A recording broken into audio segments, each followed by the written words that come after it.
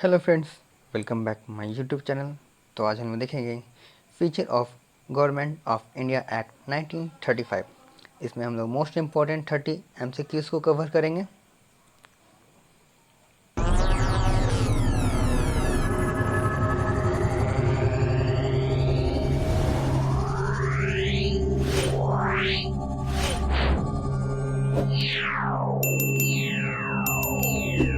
तो आइए वीडियो को हम स्टार्ट करते हैं। तो हमारा पहला क्वेश्चन है, भारत सरकार अधिनियम 1935 के तहत प्रांतों में किस प्रकार की शासन व्यवस्था लागू की गई थी?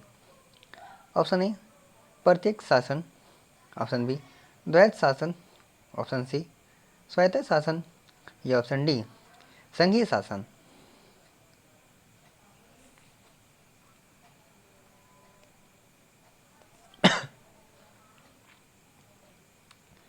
तो इसका आंसर होगा ऑप्शन सी स्वायत्त शासन। भारत सरकार अधिनियम 1935 के तहत प्रांतों को स्वायत्त शासन दिया गया। इससे पहले 1919 के अधिनियम के तहत द्वैत शासन लागू था, लेकिन 1935 के अधिनियम के तहत प्रांतों में पूर्णतः स्वायत्तता दी गई। सेकंड क्वेश्चन है, भारत सरकार अधिनियम 1935 ने निम्नलिखित में से किस व्यवस्था को पेश किया? ऑप्शन ए द्विसदनीय संसद, ऑप्शन बी संघीय न्यायालय, ऑप्शन सी एकल सदनीय संसद या ऑप्शन डी केंद्रीय मंत्री परिषद।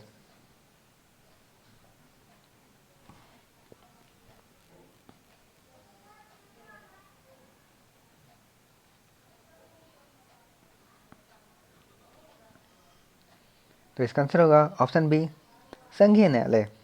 इस अधिनियम के तहत संघीय न्यायालय की स्थापना की गई, जिसका मुख्य उद्देश्य संघीय और प्रांतीय कानूनों के बीच विवादों को सुलझाना था। यह न्यायालय 1935 में स्थापित हुआ।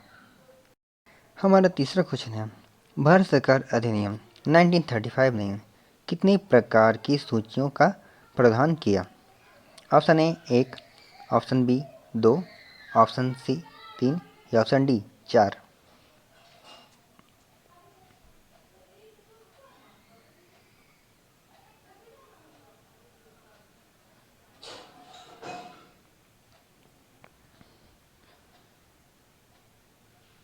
तो इसका आंसर होगा ऑप्शन सी 3। अधिनियम के संघीय सूची, प्रांतीय सूचना और समवर्ती सूची का प्रावधान किया। इस सूचियों के आधार पर केंद्र और प्रांतों के बीच शक्तियों का विभाजन किया गया। हमारा फोर्थ क्वेश्चन है, 1935 के अधिनियम के तहत संघीय शासन को लागू किया जाना था, लेकिन यह कब लागू नहीं हो सका? Option A 1937, option B 1942, option C 1946 या ऑप्शन डी संघीय शासन लागू नहीं हुआ।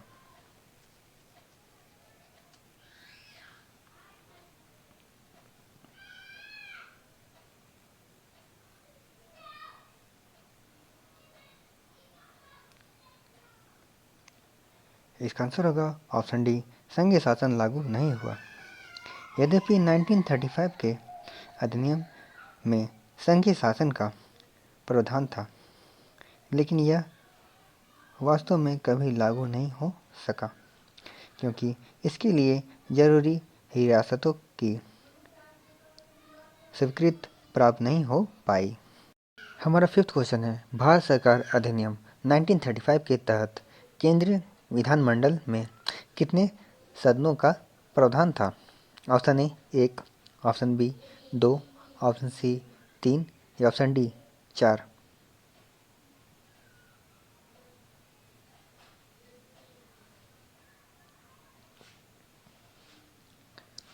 इसका आंसर होगा ऑप्शन बी 2। अधिनियम के अनुसार केंद्र विधानमंडल द्विसदनीय था, जिसमें एक उच्च सदन काउंसिल ऑफ स्टेट और एक निम्न सदन फेडरल असेंबली था। हमारा सिक्स क्वेश्चन है, भारत सरकार अधिनियम 1935 में संघीय विधानमंडल में सदस्यों की संख्या कितनी थी? Option A 250, option B 375, option C 450 या ऑप्शन डी 500।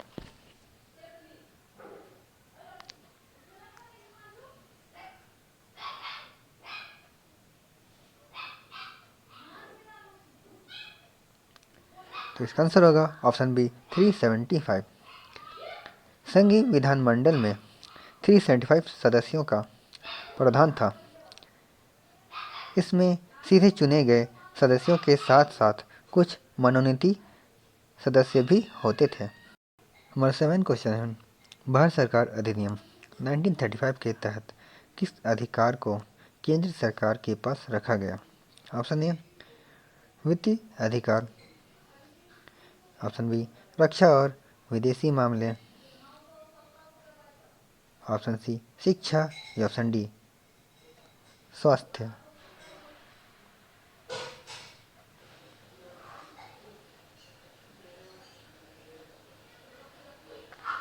तो इसका आंसर होगा ऑप्शन बी रक्षा और विदेश मामले।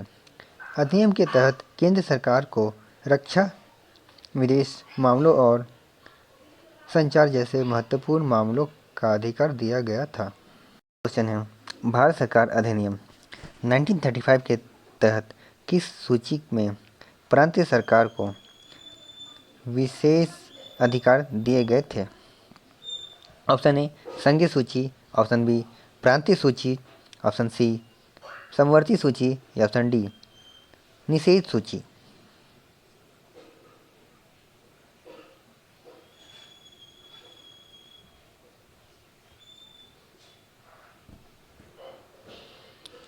इसका आंसर होगा ऑप्शन बी प्रांतीय सूची। प्रांतीय सूची में उन विषयों का उल्लेख था जिन पर प्रांत सरकार को पूर्ण अधिकार थे। यह केंद्र और प्रांतों के बीच शक्तियों के विभाजन का हिस्सा था। हमारा 9 क्वेश्चन है, किस प्रावधान के तहत भारत सरकार अधिनियम 1935 में केंद्र और प्रांतों के बीच विवाद निपटाने के लिए संघीय न्यायालय की स्थापना की गई? ऑप्शन ए अनुच्छेद 200, ऑप्शन बी अनुच्छेद 204, ऑप्शन सी अनुच्छेद 207 या ऑप्शन डी अनुच्छेद 213।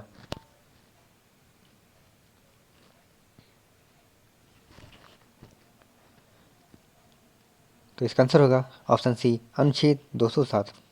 अनुच्छेद 207 के तहत संघीय न्यायालय की स्थापना का प्रावधान किया गया था, जिसका उद्देश्य संघीय और प्रांतीय कानूनों के बीच विवादों को सुलझाना था। हमारा 10वां क्वेश्चन है, भारत सरकार अधिनियम 1935 के तहत प्रांतों में मंत्रिमंडल को किससे प्रति उत्तरदायी बनाया गया? Option A governor, option B viceroy, option C प्रांतीय विधानमंडल या ऑप्शन डी ब्रिटिश संसद।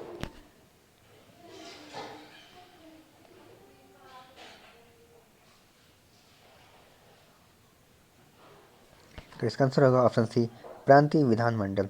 अधिनियम के तहत प्रांतों में मंत्रिमंडल को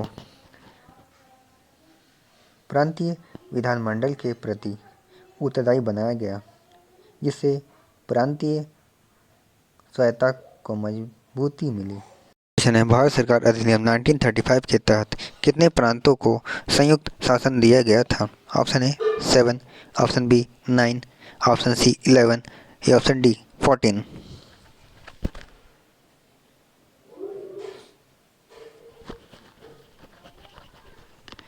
इसका आंसर होगा ऑप्शन सी 11।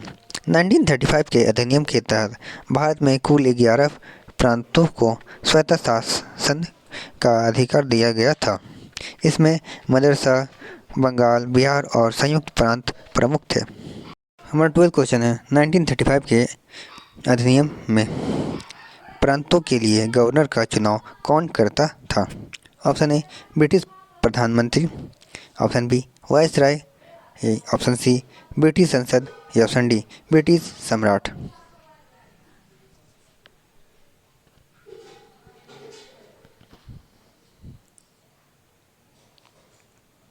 इसका आंसर होगा ऑप्शन डी, ब्रिटिश सम्राट।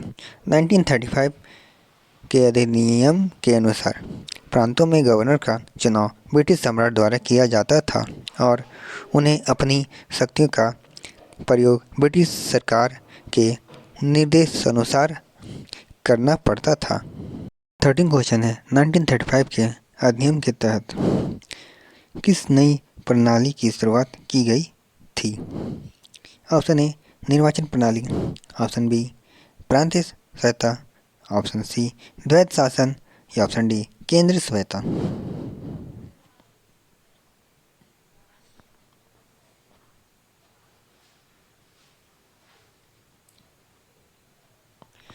इसका आंसर होगा ऑप्शन बी, प्रांतीय स्वायत्ता। इस अधिनियम के तहत प्रांतीय स्वायत्ता की शुरुआत की गई, जिसमें प्रांतों को अधिक स्वतंत्रता और शक्तियाँ दी गई और केंद्र सरकार के हस्तक्षेप को सीमित किया गया। 14 क्वेश्चन है, भारत सरकार अधिनियम 1935 ने ब्रिटिश भारत में कितने सीटों को दलित वर्गों के लिए आरक्षित किया था? Option A 71, option B 75, option C 78 या ऑप्शन डी 80।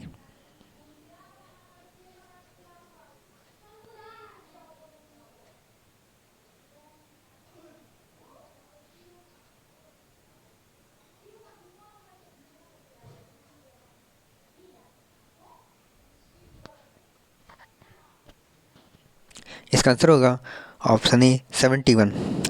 अधिनियम ने ब्रिटिश सरकार में दलित वर्गों के लिए 71 सीटें आरक्षित की थी ताकि उनके प्रतिनिधित्व को सुनिश्चित किया जा सके। क्वेश्चन है, 1935 के अधिनियम में द्वैत शासन को किस स्तर पर समाप्त किया गया था? ऑप्शन ए, केंद्रीय स्तर। ऑप्शन बी, प्रांतीय स्तर। ऑप्शन सी, जिला स्तर। या ऑप्शन डी, तहसील स्तर।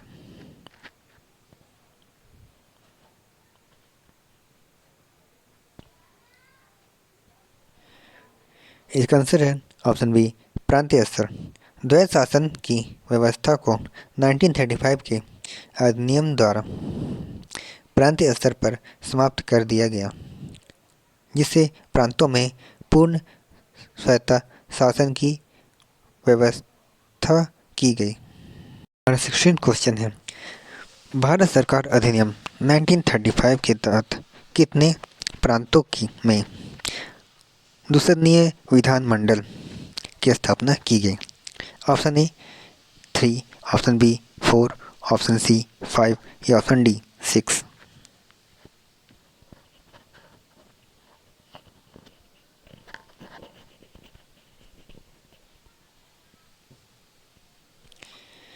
तो इसका आंसर होगा ऑप्शन डी 6। अधिनियम के तहत 6 प्रांतों मद्रास, बंगाल, बिहार, बॉम्बे, संयुक्त प्रांत और असम में दुसदनीय विधानमंडल की स्थापना की गई थी। 17 क्वेश्चन है, भारत सरकार अधिनियम 1935 के अनुसार संघीय सूची में कितने विषय शामिल थे? Option A 54, option B 59, option C 63 या ऑप्शन डी 65।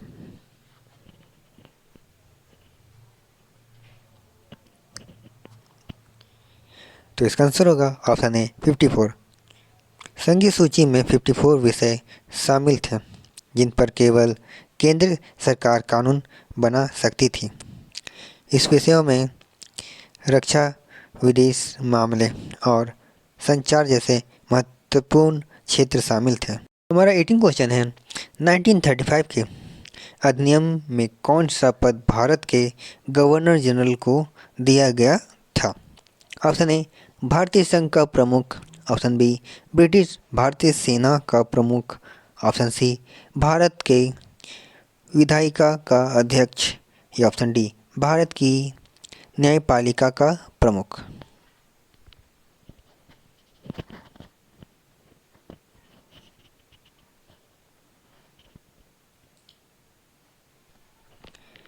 तो इसका आंसर होगा ऑप्शन ए, भारतीय संघ का प्रमुख। 1935 के अधिनियम के तहत गवर्नर जनरल को भारतीय संघ का प्रमुख बनाया गया। उन्हें केंद्र शासन का प्रमुख अधिकार दिया गया और वे संघीय कार्यों की देखरेख करते थे। और 19 क्वेश्चन है, भारत सरकार अधिनियम 1935 के तहत कितने राज्यों को ब्रिटिश भारत के साथ एक संघ में शामिल होने की योजना बनाई गई थी? Option A 500, option B 525, option C 565 या ऑप्शन डी 600।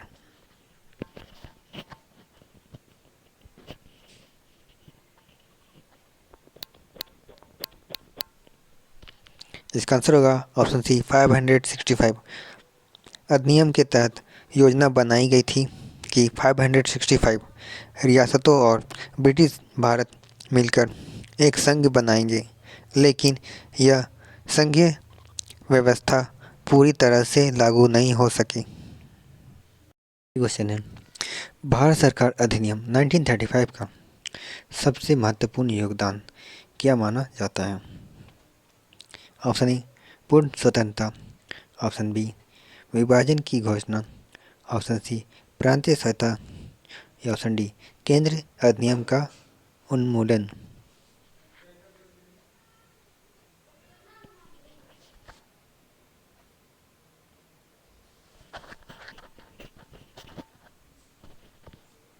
इसका आंसर होगा ऑप्शन सी प्रांतीय सत्ता। इस अधिनियम का सबसे महत्वपूर्ण योगदान प्रांतीय सत्ता का प्रावधान था, जिससे प्रांतों को स्वतंत्रता दी गई और केंद्र से हस्तक्षेप को कम किया। यह भारतीय संविधान के निर्माण की दिशा में एक महत्वपूर्ण कदम था। 21 क्वेश्चन है, भारत सरकार अधिनियम 1935 के तहत संघीय संरचना में निम्नलिखित में से कौन शामिल नहीं था?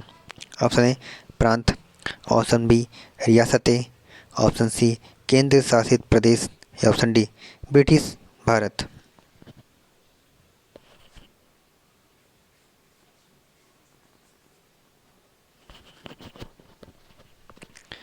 इसका आंसर होगा ऑप्शन सी केंद्र शासित प्रदेश। 1935 के अधिनियम में संघीय संरचना के अंतर्गत प्रांत और रियासतों शामिल थे, जबकि केंद्र शासित प्रदेश का कोई प्रावधान नहीं था। केंद्र शासित प्रदेश का गठन बाद में हुआ। 22वां क्वेश्चन है, भारत सरकार अधिनियम 1935 के तहत संघीय शासन प्रणाली के लिए निम्नलिखित में से कौन सा सही है? यह लागू नहीं हुआ। ऑप्शन बी इसे केवल ब्रिटिश भारत में लागू किया गया, ऑप्शन सी इसे पूर्ण रूप से लागू किया गया या ऑप्शन डी इसे केवल रियासतें में लागू किया गया।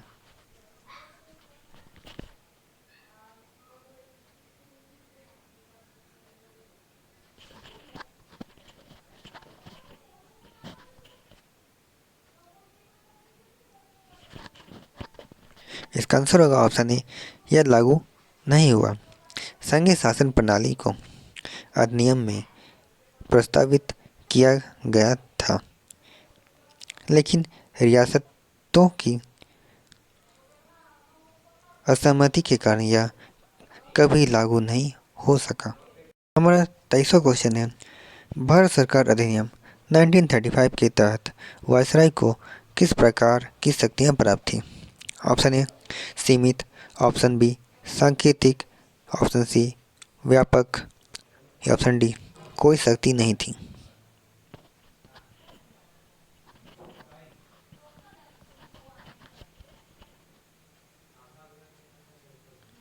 इसका आंसर होगा ऑप्शन सी व्यापक। वायसराय को व्यापक शक्तियां प्राप्त थी। वे संघीय और प्रांतीय दोनों स्तर पर शासन के प्रमुख थे और उनके पास आपातकालीन शक्तियां भी थीं। हमारा 24वां क्वेश्चन है, भारत सरकार अधिनियम 1935 के तहत न्यायालय व्यवस्था का कौन सा प्रावधान किया गया था? ऑप्शन ए सर्वोच्च न्यायालय, ऑप्शन बी संघीय न्यायालय, ऑप्शन सी जिला न्यायालय या ऑप्शन डी पंचायत न्यायालय।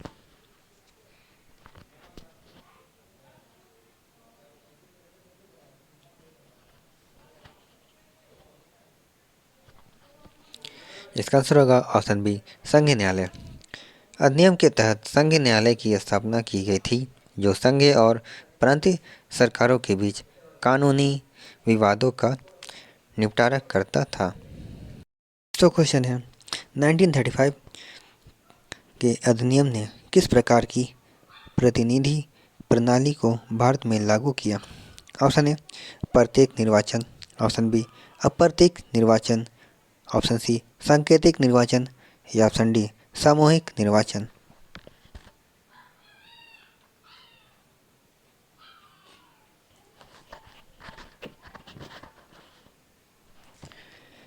इसका आंसर होगा ऑप्शन ए प्रत्येक निर्वाचन। भारत सरकार अधिनियम 1935 के तहत प्रांतों में प्रत्येक निर्वाचन की प्रणाली लागू की गई, जिसमें लोग सीधे अपने प्रतिनिधियों का चुनाव कर सकते थे। 20वां क्वेश्चन है भारत सरकार अधिनियम 1935 के तहत प्रांतों में शासन की कौन सी प्रणाली समाप्त कर दी गई थी? ऑप्शन ए दुसदनीय शासन, ऑप्शन बी स्वायत्त शासन, ऑप्शन सी द्वैत शासन या ऑप्शन डी पूर्ण केंद्रित शासन।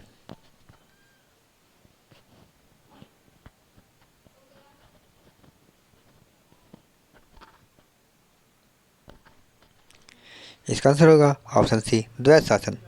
द्वैत शासन प्रणाली जो 1919 के अधिनियम के तहत लागू थी, 1935 के अधिनियम के तहत समाप्त कर दी गई, जिससे स्थान पर प्रांतीय व्यवस्था स्थापित की गई। 27वां क्वेश्चन है भारत सरकार अधिनियम 1935 के तहत किस विषय को समवर्ती सूची में रखा गया था? ऑप्शन ए रक्षा, ऑप्शन बी शिक्षा, ऑप्शन सी न्याय या ऑप्शन डी कृषि।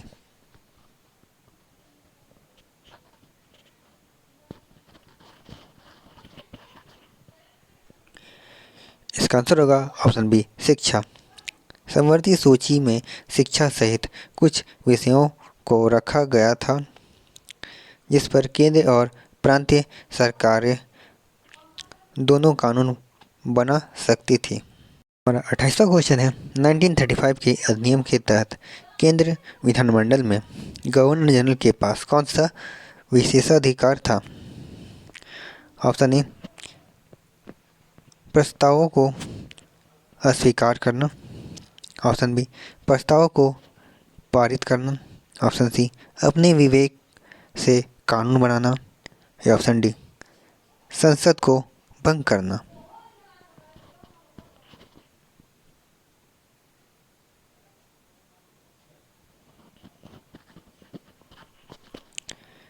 इसका आंसर होगा ऑप्शन ए प्रस्तावों को अस्वीकार करना। गवर्नर जनरल के पास प्रस्तावों को अस्वीकार करने की अधिकार था। इसके अलावा वे अपनी विशेषाधिकार शक्ति के तहत केंद्र विधानमंडल को निलंबित कर सकते थे। 29वां क्वेश्चन है भारत सरकार अधिनियम 1935 के अनुसार प्रांतों के मंत्रिमंडल का नेतृत्व कौन करता था? Option A viceroy, option B governor, option C मुख्यमंत्री या ऑप्शन डी प्रधानमंत्री।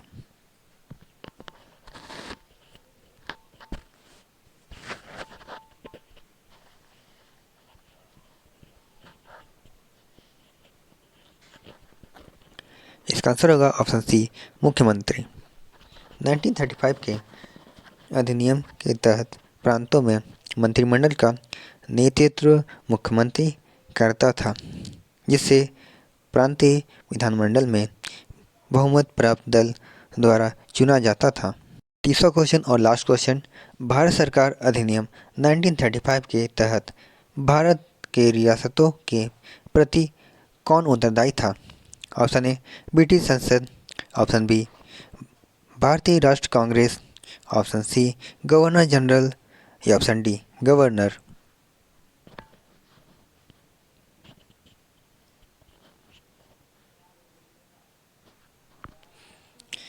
तो इसका आंसर होगा ऑप्शन सी गवर्नर जनरल।